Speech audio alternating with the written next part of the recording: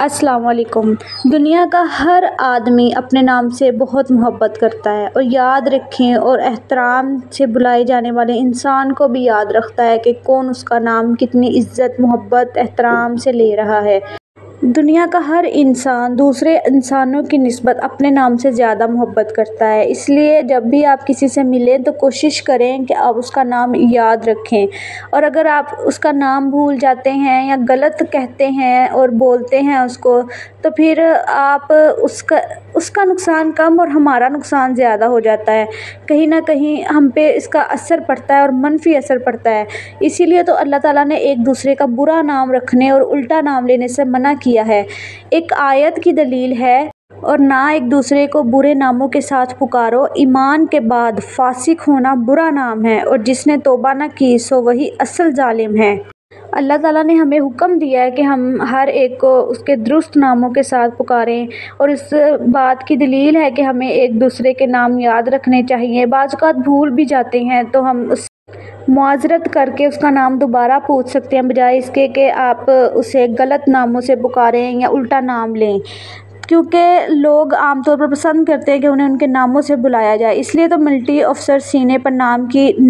ننھی سی تختی سجاتے ہیں، اور لوگ اشتیاق سے گھروں کے باہر اپنا نام لکھواتے ہیں، حتیٰ کہ ننھے منھے بچے بھی اپنی کتابوں پر اپنا نام لکھتے ہیں۔ اگر آپ نے پہلی ہی ملاقات میں کسی کا نام یاد رکھ لیا تو گویا یہ اس بات کا ثبوت ہوتا ہے کہ آپ نے اسے بہت اہمیت دی ہے، اور وہ بھی سمجھے گا کہ آپ نے اسے اہمیت دی ہے، تو وہ بھی آپ کو آگے سے زیادہ اہمیت دے گا اور آپ کی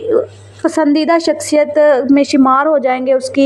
کی مثال یوں لے لیں کہ ایک استاد اپنے شاگرد کے نام یاد رکھتا ہے اور دوسرے یاد نہیں رکھتے، دونوں میں بڑا فرق ہے۔ جو اپنے شاگردوں کے نام یاد رکھتا ہے، شاگرد بھی اس ٹیچر کی، اس استاد کی عزت کرتے ہیں اور زیادہ عزت کرتے ہیں، اور وہ پسندیدہ استاد بن جاتا ہے ان کا۔ ایک جگہ اللہ تعالیٰ فرماتے ہیں، انہیں ان کے باپوں کی نسبت سے پکارو، یہ اللہ کے ہاں زیادہ انصاف کی بات ہے۔ پھر اگر تم ان کے باپ نہ جانو تو وہ دین میں تمہارے بھائی اور تمہارے دوست ہیں، اور تم پر اس میں کوئی گناہ نہیں جس میں تم نے خطا کی، اور لیکن جو تمہارے دلوں نے ارادے سے کیا، اور اللہ ہمیشہ بے حد بخشنے والا، نہایت رحم والا ہے۔ لوگوں کے نام یاد رہنے کے کئی اسباب ہو سکتے ہیں، مثلاً دوران ملاقات آدمی کی ذات کو اہمیت نہ دینا، اسے دوبارہ ملاقات نہیں ہوگی، یا پھر اس کو عام آدمی جان کر نام یاد رکھنے کی ضرورت نہ سمجھنا۔ تعارف کے وقت توجہ ہی نہیں دیتے ہم لوگ کہ اس کا نام بھی ہمیں کہیں دوبارہ لینا پڑ سکتا ہے۔ چنانچہ اگر ہم چاہتے ہیں کہ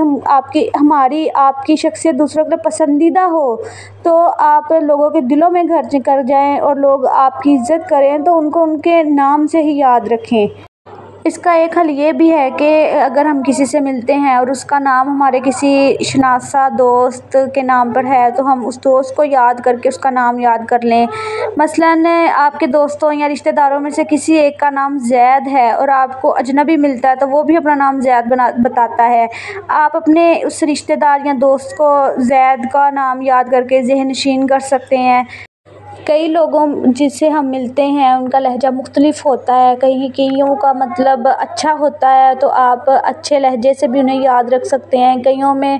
تلخی ہوتی ہے تو آپ انہیں تلخ رویے کی وجہ سے بھی اس کا نام یاد رکھ سکتے ہیں۔ اس طرح مطلب نام اگر اس میں کوئی خرابی بھی ہے نا، تو نام یاد رکھنے میں کوئی حرج نہیں ہے، کیونکہ جب ہم کسی کا نام یاد رکھتے ہیں اور آگے اس سے ملتے ہیں تو پھر اس پہ اچھا اثر پڑتا ہے، تو وہ اپنا رویہ بھی پھر بدلنے کی کوشش کرتا ہے، جو پہلے تلخی ہوتی ہے وہ پھر آہستہ آہستہ ختم ہو جاتی ہے۔ کسی بھی انسان کا نام سب سے میٹھی اور ہم آواز ہے، یاد رکھیں ہمیشہ۔ اسی لیے تو اللہ تعالیٰ نے اپنے قرآن میں جا انبیاء کرام کو ان کے ناموں سے مخاطب کیا ہے، جیسے کہ اے ابراہیم اسے درگزر کر، فرمایا اے نوح بے شک وہ تیرے گھر والوں میں سے نہیں، اے داؤد بے شک ہم نے تجھے زمین پر خلیفہ بنایا، اور یہ تیرے دائیں ہاتھ میں کیا ہے اے موسیٰ۔ اور جب اللہ تعالیٰ نے فرمایا اے عیسیٰ بے شک میں تجھے قبض کرنے والا ہوں اور تجھے اپنی طرف اٹھانے والا ہوں،